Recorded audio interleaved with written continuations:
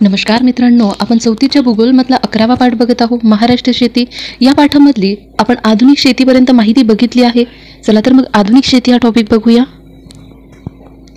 आधुनिक शेती विज्ञान आणि तंत्रज्ञानाचा वापर करून करण्यात येणाऱ्या शेतीस आधुनिक शेती म्हणतात.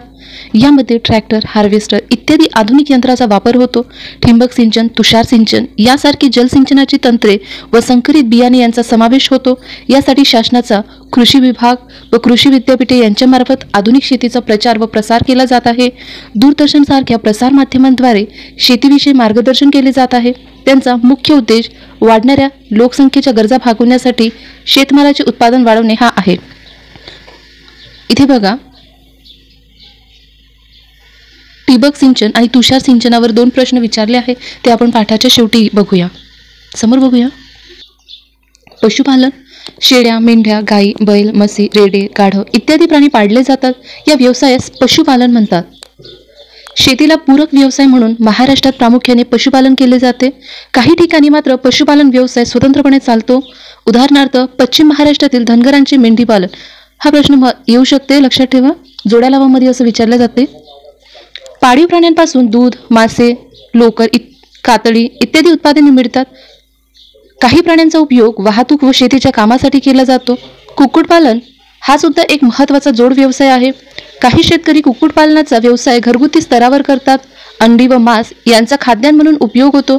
हा व्यवसाय व्यापारी तत्वावरही केला जात आहे. तसेच बदक व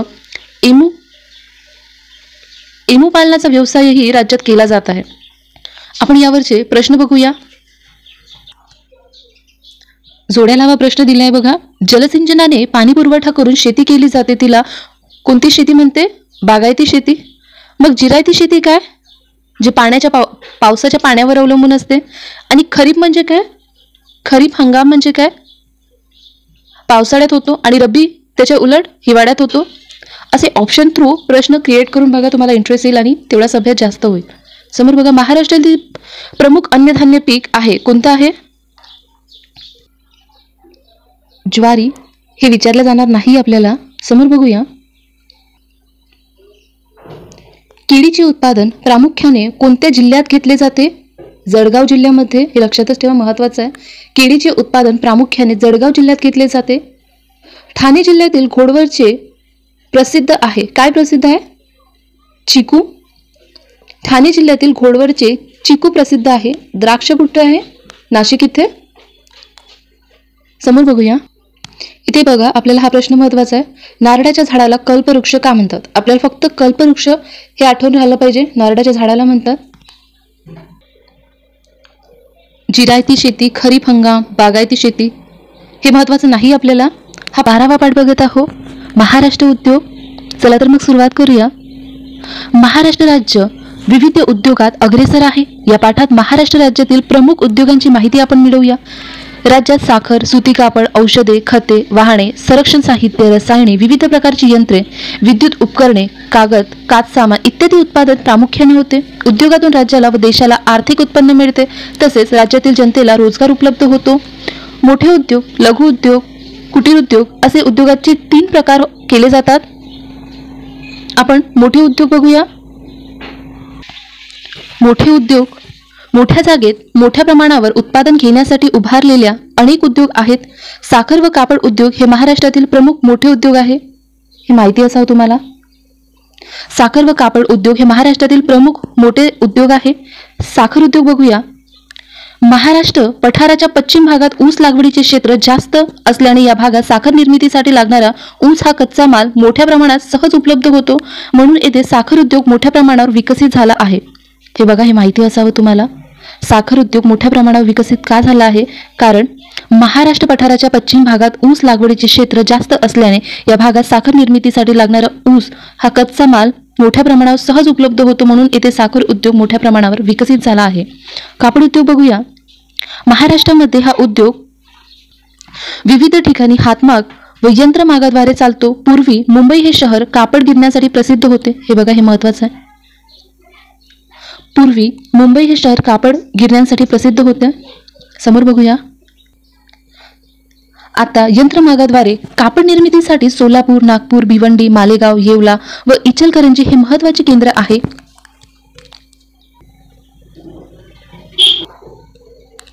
कापड उद्योगाला पूरक उत्पादन करणाऱ्या सूतगिरण्या महाराष्ट्रात मोठ्या प्रमाणावर आहे.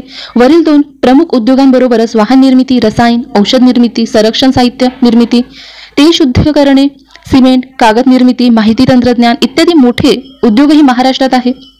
लघु उद्योग बघूया. प्लास्टिकच्या विविध वस्तू, शेतीची अवजारे, धातूंची भांडी तयार करणे, तेल गिरण्या इत्यादी लहान उद्योगांचा समावेश लघु उद्योगात होतो. हे बघा, लघु उद्योगात समावेश कशाचा होतो? प्लास्टिकच्या विविध वस्तू, शेतीची अवजारे, धातूची भांडी तयार करणे, तेल गिरण्या इत्यादी लहान उद्योगाचा समावेश लघु उद्योगात होतो. हे आपल्याला विचारलं नाही, माहिती असो. समोर बघूया.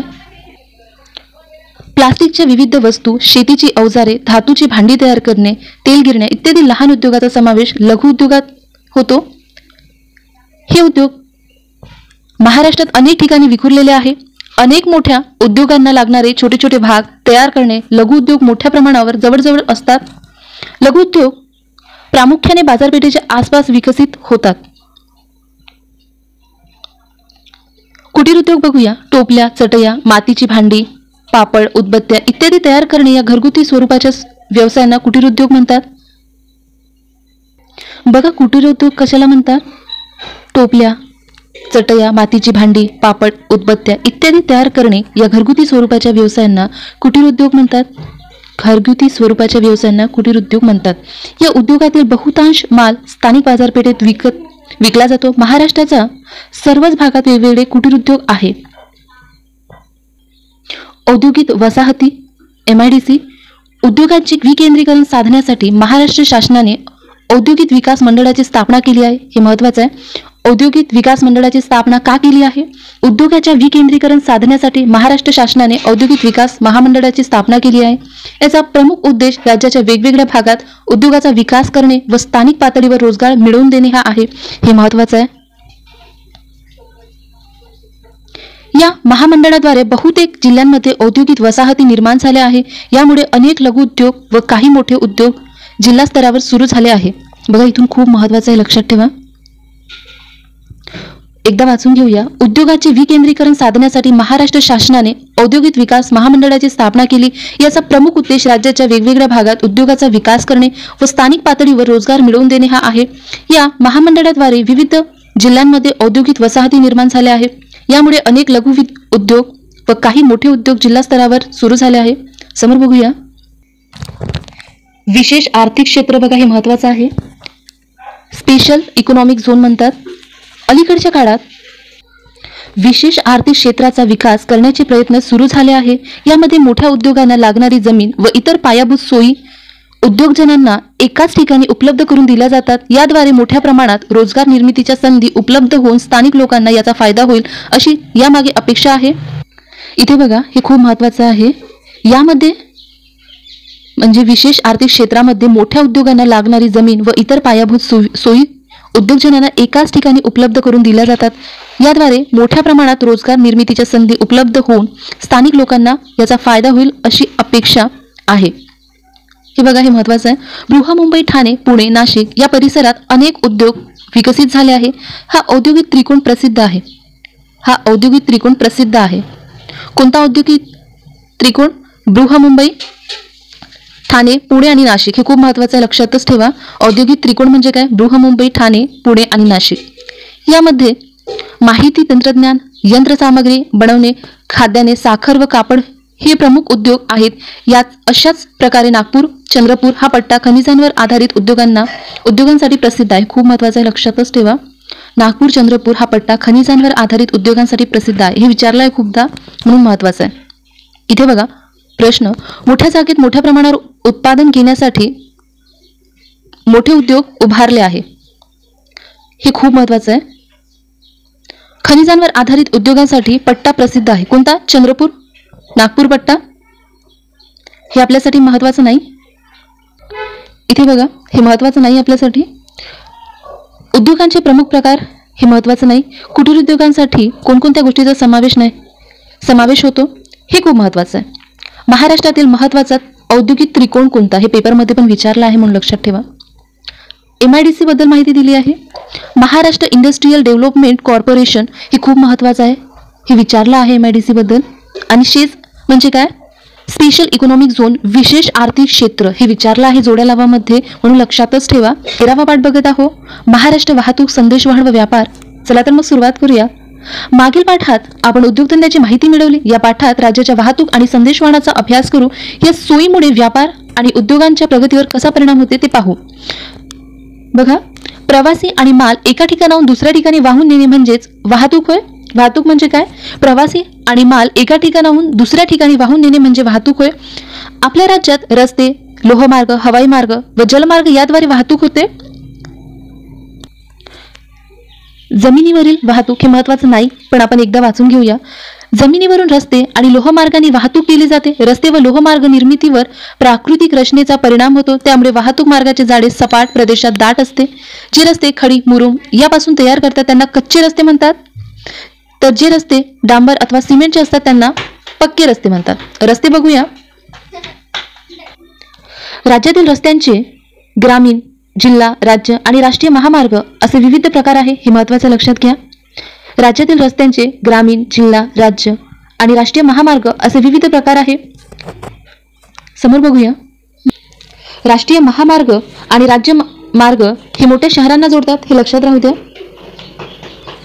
राष्ट्रीय महामार्ग आणि राज्यमार्ग हे मोठ्या शहरांना जोडतात. राष्ट्रीय महामार्ग व राज्यमार्ग पक्के आणि रुंद असतात. राष्ट्रीय महामार्ग दुपदरी किंवा चौपदरी असतात. ग्रामीण रस्ते व जिल्हा मार्ग खेडेगाव व लहान शहरांना जोडतात. अधिक वेगाने आणि सुरक्षित वाहतूक व्हावी यासाठी पुणे मुंबई दरम्यान द्रुतगती मार्ग तयार केला आहे. इथे बघा, लोहमार्ग रेल्वे वाहतुकीचा उपयोग लांब अंतराच्या प्रवासासाठी तसेच अवजड मालाच्या वाहतुकीसाठी केला जातो. ज्या ठिकाणी 2 किंवा जास्त लोहमार्ग एकत्र येतात त्या ठिकाणांना लोहमार्ग जंक्शन म्हणतात. हे बघा, एक माहिती झालं एक टॉपिक. लोहमार्ग जंक्शन कशाला म्हणतात?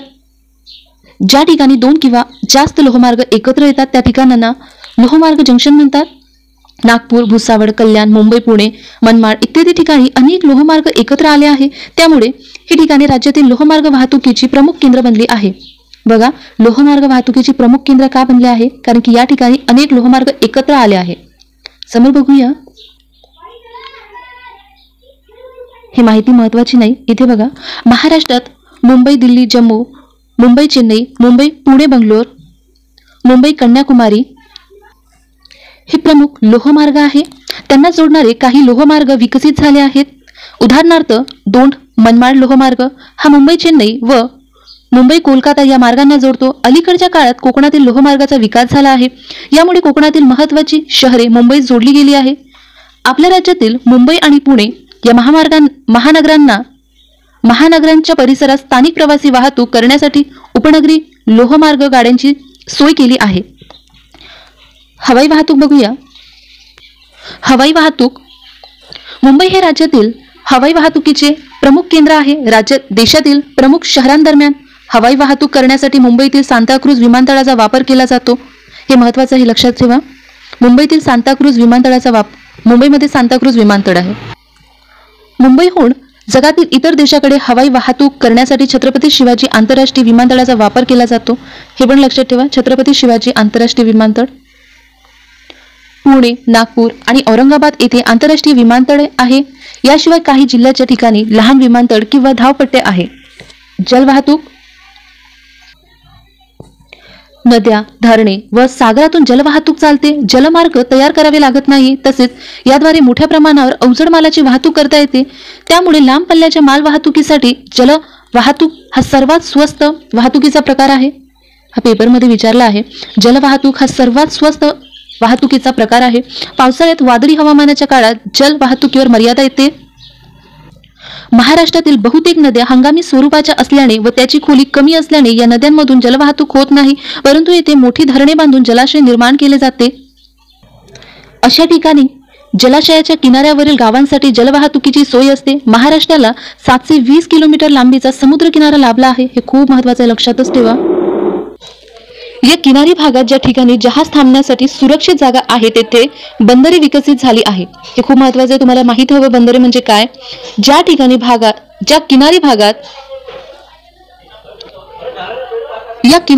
ज्या ठिकाणी जहाज थांबण्यासाठी सुरक्षित जागा आहे तेथे बंदरे विकसित झाली आहे. मुंबई हे महाराष्ट्रातील एक उत्कृष्ट नैसर्गिक बंदर आहे. हे महत्त्वाचं आहे, तुम्हाला माहिती हवं. मुंबई हे महाराष्ट्रातील एक उत्कृष्ट नैसर्गिक बंदर आहे. या बंदरांमधून किनाऱ्याच्या भागात प्रवासी व माल वाहतूक चालते. आंतरराष्ट्रीय स्तरावर अवजड माल व खनिज तेलाची वाहतूक जलमार्गाने केली जाते. जगातील अनेक देशांशी मुंबई बंदरातून व्यापार चालतो. त्यामुळे हे बंदर नेहमी गजबजलेले असते. या बंदरांवरील वाहतुकीचा ताण कमी व्हावा यासाठी नावाशेवा येथे जवाहरलाल नेहरू हे अद्ययावत बंदर विकसित करण्यात आले आहे. हे तुम्हाला माहीतच हवं. नावाशेवा हे एक ठिकाण आहे जिथे जवाहरलाल नेहरू हे बंदर विकसित झालं आहे. या 2 बंदरांशिवाय राज्यात अनेक बंदरे आहे. संदेशवहन बघूया. विविध प्रकारची माहिती मिळवणे आणि माहिती पोहोचवणे याला संदेशवहन म्हणतात. बघा, संदेशवहन म्हणजे काय? विविध प्रकारची माहिती मिळवणे आणि माहिती पोहोचवणे याला संदेशवहन म्हणतात. टपाल, वृत्तपत्र, तार, दूरध्वनी, रेडिओ, बिनतारी संदेश यंत्रणा, भ्रमणध्वनी, इंटरनेट इत्यादी संदेशवहनाची साधने आहेत. आधुनिक संदेशवहनात कृत्रिम उपग्रहाचा उपयोग होतो. या यंत्रणेचे जाळे जगभर पसरलेले असल्यामुळे आवश्यक ती माहिती त्वरित मिळवता येते किंवा संपूर्ण जगात प्रसारित करता येते. महाराष्ट्रातील या यंत्रणेचा वापर उद्योग, व्यापार, वाहतूक, शिक्षण इत्यादी क्षेत्रात केला जातो. व्यापार, मोबदला घेऊन वस्तूची देवाणघेवाण केली जाते याला व्यापार म्हणतात. बघा, व्यापार कशाला म्हणतात? मोबदला घेऊन वस्तूची देवाणघेवाण केली जाते याला व्यापार म्हणतात. वस्तूच्या खरेदी विक्रीतून व्यापाराला सुरुवात होते. आपल्याला रोजच्या गरजा भागवण्यासाठी विविध वस्तूची आवश्यकता असते. अशा वस्तू जवळच्या विक्रेत्यांकडून आपण विकत घेतो याला किरकोळ व्यापार म्हणतात. बघा, किरकोळ व्यापार कशाला म्हणतात? आपल्याला रोजच्या गरजा भागवण्यासाठी विविध वस्तूची आवश्यकता असते. अशा वस्तू जवळच्या विक्रेत्यांकडून आपण विकत घेतो याला किरकोळ व्यापार म्हणतात. उत्पादकांकडून मोठ्या प्रमाणावर माल विकत घेऊन तो किरकोळ व्यापाऱ्यांना विकण्याच्या क्रियेला घाऊक व्यापार म्हणतात. बघा, घाऊक व्यापार कशाला म्हणतात? उत्पादकांकडून मोठ्या प्रमाणावर माल विकत घेऊन तो किरकोळ व्यापाऱ्यांना विकण्याच्या क्रियेला घाऊक व्यापार म्हणतात. ग्रामीण भागातील लोक बऱ्याचशा वस्तू आठवडे बाजारातून खरेदी करतात. तसेच काही गावात ठराविक दिवशी गुरांच्या खरेदी विक्रीचे बाजार भरवतात. त्याला गुरांचे बाजार म्हणतात. शेतकरी आपल्या शेतीतील माल प्रामुख्याने कृषी उत्पन्न बाजारात नेऊन विकतात. जिल्हा, तालुका किंवा महत्त्वाच्या ठिकाणी असे बाजार आढळतात. या बाजाराच्या कारभाराचे व्यवस्थापन कृषी उत्पन्न बाजार समितीद्वारा करण्यात येते. हे बघा, या बाजाराच्या कारभाराचे व्यवस्थापन कोण करतात? कृषी उत्पन्न बाजार समिती. हे नाव लक्षात ठेवा. आपल्याला एक्झाम मध्ये विचारलं आहे नाव, कृषी उत्पन्न बाजार समिती. कशासाठी कामी येतात? तर बघा, इथून शेतकरी आपल्या शेतातील माल प्रामुख्याने कृषी उत्पन्न बाजारात नेऊन विकतात. जिल्हा, तालुका किंवा महत्त्वाच्या ठिकाणी असे बाजार आढळतात. या बाजाराच्या कारभाराचे व्यवस्थापन कृषी उत्पन्न बाजार समितीद्वारा करण्यात येते. इथे बघा, महाराष्ट्रात साखर, गूळ, दूध, मीठ, मासे हे खाद्यान्न पदार्थ तसेच ज्वारी, तांदूळ, हळद, कापूस, द्राक्ष, आंबा, संत्री, केळी इत्यादी शेतमाल इतरस्त पाठवला जातो. त्याचप्रमाणे विविध प्रकारची वाहने, यंत्रे, औषधे, कापड इत्यादी माल मोठ्या प्रमाणात इतर राज्यात व परदेशात पाठवला जातो. गहू, खाद्यतेल, विविध प्रकारची फळे, खनिजे इत्यादी माल इतर राज्यातून आपल्या राज्यात आणला जातो. मुंबई हे शहर आपल्या राज्यातील व्यापाराचे महत्त्वाचे केंद्र आहे. त्याशिवाय पुणे, नागपूर, नाशिक, कोल्हापूर इत्यादी प्रमुख शहरांमधून मोठ्या प्रमाणावर घाऊक व्यापार चालतो. हा पाठ इथे संपतो. आपण यावरचे प्रश्न बघूया. इथे बघा, पहिला प्रश्न, हे महाराष्ट्रातील एक उत्कृष्ट नैसर्गिक बंदर आहे. कोणते उत्कृष्ट बंदर आहे? मुंबई. महाराष्ट्रातील बहुतेक नद्या कोणत्या स्वरूपाच्या आहे? हंगामी स्वरूपाच्या आहे. महाराष्ट्रातील बहुतेक नद्या हंगामी स्वरूपाच्या आहे. तिसरं बघा, शेतकरी शेतमाल प्रामुख्याने कुठे कोणत्या बाजारात नेऊन विकतात? कृषी उत्पन्न. शेतकरी शेतमाल प्रामुख्याने कृषी उत्पन्न बाजारात नेऊन विकतात. प्रश्न बघूया, राज्यातील जमिनीवरील वाहतुकीचे मार्ग कोणते? हे महत्त्वाचं नाही. राज्यातील लोहमार्ग वाहतुकीची प्रमुख केंद्रे. महाराष्ट्राला किती किलोमीटर लांबीचा समुद्र किनारा लाभला आहे? 720.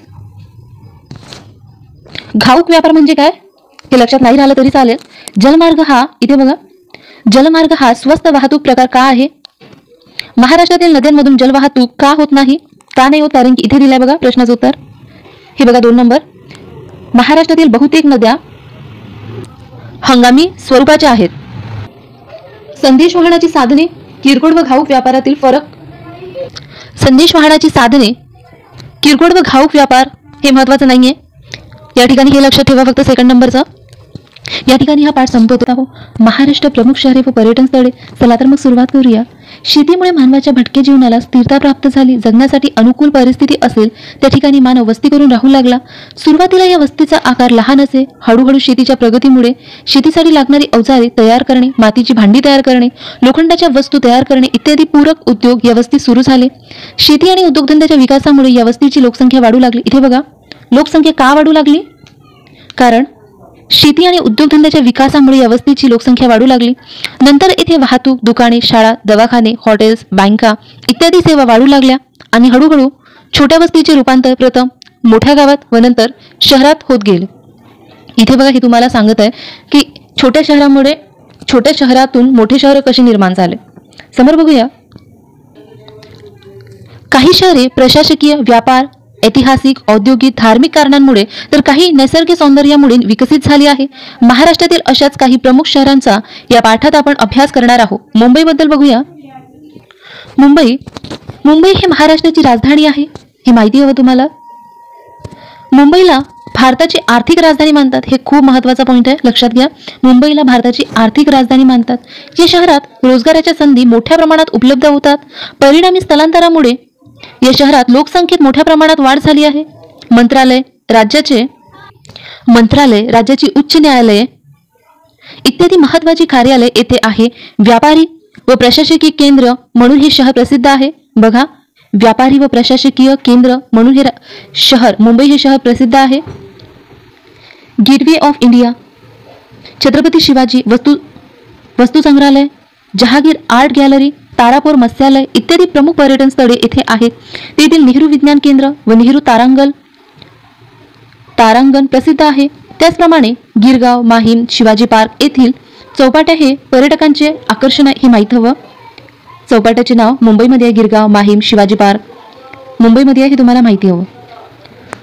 मुंबईच्या उपनगरी भागात चित्रपट उद्योग मोठ्या प्रमाणात चालतो. पुणे बघूया.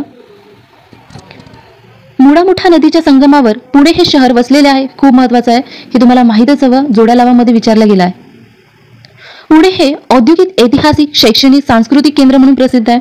हे तुम्हाला माहीतच हवं. पुणे हे औद्योगिक, ऐतिहासिक, शैक्षणिक, सांस्कृतिक केंद्र म्हणून प्रसिद्ध आहे. राज्यातील शालेय शिक्षणासंबंधीच्या अनेक शिक्षण व प्रशिक्षण संस्था येथे आहे. पुणे हे विद्येचे माहेरघर आहे. हे खूप महत्त्वाचं आहे. या सर्व कारणांमुळे या शहराची वाढ मोठ्या प्रमाणात झाली आहे. भारतीय संरक्षण दला संबंधी अनेक संस्था या शहरात आहे. येथे भारतीय हवामानशास्त्र विभागाचे मुख्यालय तसेच राष्ट्रीय दर्जाच्या अनेक संशोधन संस्था पुणे शहर व त्यांच्या आसपासच्या परिसरात आहे. हे लक्षात घ्या. भारतीय हवामान विभागाचे मुख्यालय पुणेमध्ये आहे. भारतीय हवामान विभागाचे मुख्यालय कुठे आहे? पुणेमध्ये. समोर बघू. तसेच राष्ट्रीय दर्जाच्या अनेक संशोधन संस्था पुणे शहर व त्यांच्या आसपास पसरलेल्या आहे, परिसरात आहे. समोर बघूया. तेथील क्रीडा संकुलनात राष्ट्रीय व आंतरराष्ट्रीय स्तरावरील क्रीडा स्पर्धांचे आयोजन केले जाते. याचबरोबर शनिवारवाडा, आगाखान पॅलेस, डॉक्टर बाबासाहेब आंबेडकर स्मारक, राजा केरगड वस्तुसंग्रहालय, सर्पोद्यान व इतर अनेक ऐतिहासिक व धार्मिक स्थळे पाहण्यासारखी आहे. पुण्याजवळील हिंजवडी येथे माहिती तंत्रज्ञान व्यवसायाचे प्रमुख केंद्र आहे. हे माहिती हवं. पुण्याजवळील हिंजवडी हे माहिती तंत्रज्ञान व्यवसायाचे प्रमुख केंद्र आहे. नाशिक बघूया. नाशिक हे महाराष्ट्रातील एक महत्त्वाचे ऐतिहासिक व धार्मिक ठिकाण आहे. बघा, ऐतिहासिक आणि धार्मिक ठिकाण आहे. हे शहर गोदावरी नदीच्या काठी वसलेले आहे. खूप महत्त्वाचं आहे, तुम्हाला माहीतच हवं. नाशिक हे शहर गोदावरी नदीच्या काठी वसलेलं आहे. आपल्याला जोड्या लावामध्ये विचारले जाते. तीर्थक्षेत्र म्हणूनही हे ठिकाण प्रसिद्ध आहे. येथे दर 12 वर्षांनी कुंभमेळा भरतो. नाशिक येथे दर 12 वर्षांनी कुंभमेळा भरतो. याशिवाय काळाराम मंदिर, मुक्तिधाम हे ठिकाण प्रसिद्ध आहे. हे लक्षात ठेवा. काळाराम मंदिर आणि मुक्तिधाम. समोर बघूया. चलनी नोटा, पोस्टाचे तिकिटे व मुद्रांक छापखाना येथे आहे. हे लक्षात ठेवा. महाराष्ट्र आरोग्य विज्ञान विद्यापीठ तसेच यशवंतराव चव्हाण मुक्त विद्यापीठ येथे आहे. हे लक्षात ठेवा. यशवंतराव चव्हाण मुक्त विद्यापीठ नाशिकमध्ये आहे. द्राक्षांवर प्रक्रिया करणारे अनेक उद्योग येथे चालतात. हे लक्षात ठेवा. द्राक्षांवर प्रक्रिया करणारे अनेक उद्योग नाशिक येथे चालतात. हे खूप महत्त्वाचे आहे. आपण एकदा वाचून घेऊया. चलनी नोटा, पोस्टाची तिकिटे व मुद्रांक छापखाना येथे आहे. महाराष्ट्र आरोग्य विज्ञान विद्यापीठ तसेच यशवंतराव चव्हाण मुक्त विद्यापीठ नाशिक येथे आहे. द्राक्षावर प्रक्रिया करणारे अनेक उद्योग नाशिक येथे चालतात, हे महत्त्वाचं लक्षात ठेवा. औरंगाबाद बघूया. हे एक महत्त्वाचे ऐतिहासिक ठिकाण आहे. प्रति ताजमहल म्हणून ओळखला जाणारा बीबी का मकबरा, पानचक्की ही ऐतिहासिक ठिकाणे इथे आहे. बघा, ताजमहल आणि पानचक्की. इथून जवळच जगप्रसिद्ध वेरूळची लेणी खूप महत्त्वाचं आहे. जगप्रसिद्ध वेरूळची लेणी व दौलताबादचा किल्ला आहे, हे खूप महत्त्वाचं लक्षातच ठेवा. त्यामुळे औरंगाबाद हे शहर प्रमुख पर्यटन केंद्र बनले आहे. ऐतिहासिक वास्तू व पर्यटन या कारणांमुळे या राज्याची वाढ झाली आहे, हे खूप खूप महत्त्वाचं आहे, लक्षातच ठेवा. राज्याची जल व भूमी व्यवस्थापन संस्था या राज्यात आहे, या शहरात आहे. बघा, राज्याची जल व भूमी व्यवस्थापन संस्था कोणत्या शहरात आहे? औरंगाबाद या शहरात आहे. डॉक्टर बाबासाहेब आंबेडकर मराठवाडा विद्यापीठ इथे आहे. येथील हिमरूशाली प्रसिद्ध आहे, हे खूप महत्त्वाचं लक्षात घ्या. हिमरूशाली प्रसिद्ध आहे. औरंगाबाद हे औद्योगिक शहर म्हणूनही प्रसिद्ध आहे, हे खूप महत्त्वाचं आहे, हे असं विचारलं जाऊ शकते. औरंगाबाद हे औद्योगिक शहर म्हणूनही प्रसिद्ध आहे. अमरावती बघूया. अमरावती हे एक प्राचीन शहर आहे. येथील विविध प्रशासकीय व वाहतुकीच्या सोयीमुळे हे शहर विकसित झाले आहे. कुष्ठरोगाच्या सेवेसाठी असलेला तपोवन येथील आश्रम प्रसिद्ध आहे, खूप महत्त्वाचं लक्षात घ्या. कुष्ठरोगाच्या सेवेसाठी असलेले तपोवन येथील आश्रम प्रसिद्ध आहे. येथे विद्यापीठ देखील आहे. या शहरापासून जवळच मोजरी येथे संत तुकडोजी महाराजांची समाधी आहे, हे खूप महत्त्वाचं आहे. मोजरी येथे संत तुकडोजी महाराजांची समाधी आहे, हे विचारलं गेलं आहे म्हणून लक्षात ठेवा. नागपूर बघूया. नागपूर हे महाराष्ट्राच्या उपराजधानीचे शहर आहे. हे शहर देशाच्या मध्यवर्ती ठिकाणी असल्यामुळे रस्ते व लोहमार्ग वाहतुकीचे एक प्रमुख केंद्र आहे, हे खूप महत्त्वाचं लक्षातच ठेवा. हे शहर देशाच्या मध्यवर्ती ठिकाणी असल्यामुळे हे मध्यवर्ती आहे, हे लक्षात ठेवा. नागपूर हे शहर देशाच्या मध्यवर्ती ठिकाणी आहे आणि याचे रस्ते व लोहमार्ग वाहतुकीचे एक प्रमुख केंद्र आहे. त्यामुळे या शहराची वाढ झाली आहे. संत्री व कापसाची मोठी बाजारपेठ येथे आहे, हे महत्त्वाचं आहे. संत्री व कापसाची मोठी बाजारपेठ कुठे आहे? नागपूर येथे. सीताबर्डी किल्ला, अंबाझरी तलाव, दीक्षाभूमी इत्यादी ठिकाणी अनेक पर्यटन येतात, हे तुम्हाला माहिती पाहिजे. अंबाझरी तलाव कुठे आहे? नागपूर येथे. समोर बघूया. भारतातील मध्यवर्ती स्थान दर्शवणारे 0 माईल हे स्थान या शहरात आहे, खूप महत्त्वाचं आहे. भारतातील मध्यवर्ती स्थान दर्शवणारे 0 माईल हे स्थान नागपूर या शहरात आहे. महाराष्ट्राचे प्रादेशिक सुदूर संवेदन केंद्र व वन विभागाचे मुख्यालय येथे आहे, हे तुम्हाला माहिती हवं. तसेच राष्ट्रीय मृदा सर्वेक्षण व भूमी उपयोजन मंडळ तसेच अग्निशामक दल प्रशिक्षण केंद्र यासारखे संस्था देखील येथे आहे. समोर बघूया. पर्यटन स्थळे. या शहराशिवाय महाराष्ट्रातील विविध ठिकाणांना देश परदेशातील अनेक पर्यटक भेट देतात. अशा ठिकाणांना आपण पर्यटन स्थळे म्हणतात. कशाला पर्यटन स्थळे म्हणतात? या शहराशिवाय महाराष्ट्रातील विविध ठिकाणांना देश परदेशातील अनेक पर्यटक भेट देतात. अशा ठिकाणांना आपण पर्यटन स्थळे म्हणतो. महाराष्ट्रातील पर्यटन स्थळांची किल्ले, लेणी, थंड हवेची ठिकाणे, धार्मिक स्थळे, अभयारण्य, समुद्रकिनारे इत्यादी गटात विभागणी करता येते. किल्ले बघूया. महाराष्ट्रात जलदुर्ग म्हणजे सागरी किल्ले, गिरिदुर्ग म्हणजे डोंगरी किल्ले व भुईकोट म्हणजे मैदानावरील किल्ले आहे. जंजिरा, सिंधुदुर्ग, विजयदुर्ग इत्यादी जलदुर्ग. शिवनेरी, रायगड, सिंहगड, दौलताबाद हे गिरिदुर्ग, तर नळदुर्ग, कंधार हे भुईकोट किल्ले प्रेक्षणीय आहे. ही माहिती महत्त्वाची नाही. समोर बघूया. लेणी. महाराष्ट्रात अजिंठा, वेरूळ हे जगप्रसिद्ध लेणी आहे, हे खूप महत्त्वाचे लक्षातच ठेवा. महाराष्ट्रात अजिंठा, वेरूळ ही जगप्रसिद्ध लेणी आहे.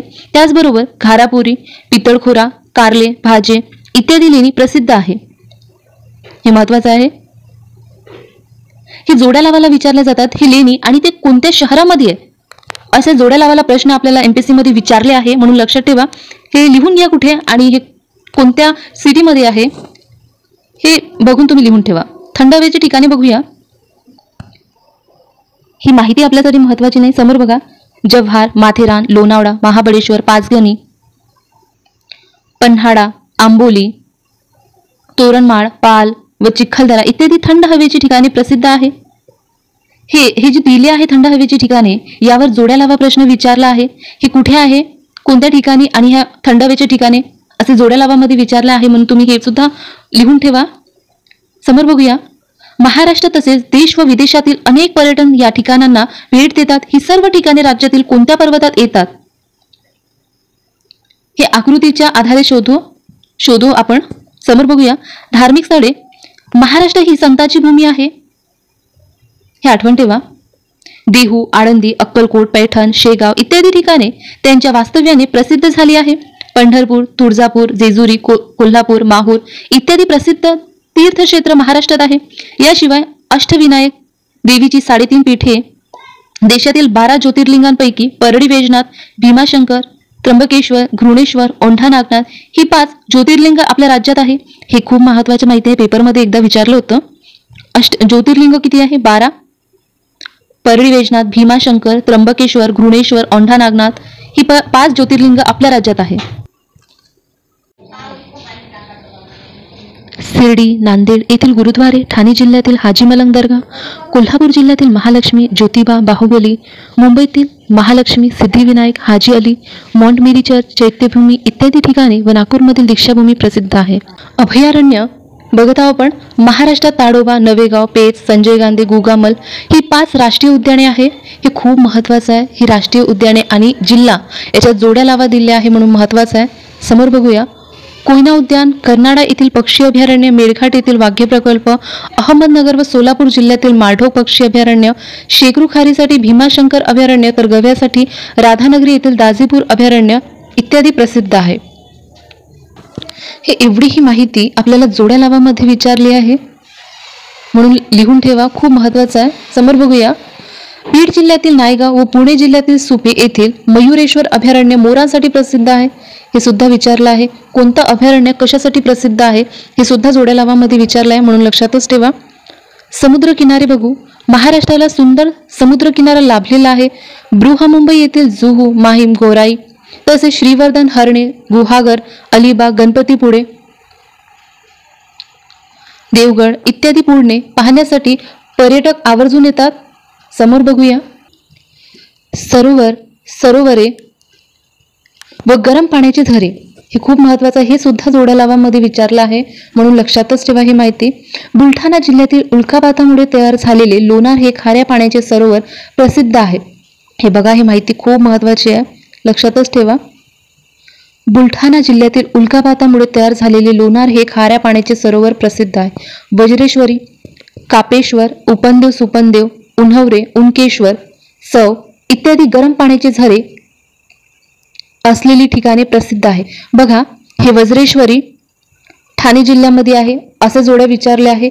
कापेश्वर यवतमाळमध्ये, उपनदेव, सुपनदेव जळगावमध्ये, उन्हवरे रत्नागिरीमध्ये, उनकेश्वर नांदेडमध्ये आणि सव रायगडमध्ये असे जोड्या विचारल्या आहे म्हणून लक्षातच ठेवा ही। समोर बघावं, प्रमुख धबधबे, ठोसेघर, सातारा हे सुद्धा जोड्या लावामध्ये विचारले आहे म्हणून लिहून घ्या। मोरलेश्वर रत्नागिरी, रंधा अहमदनगर,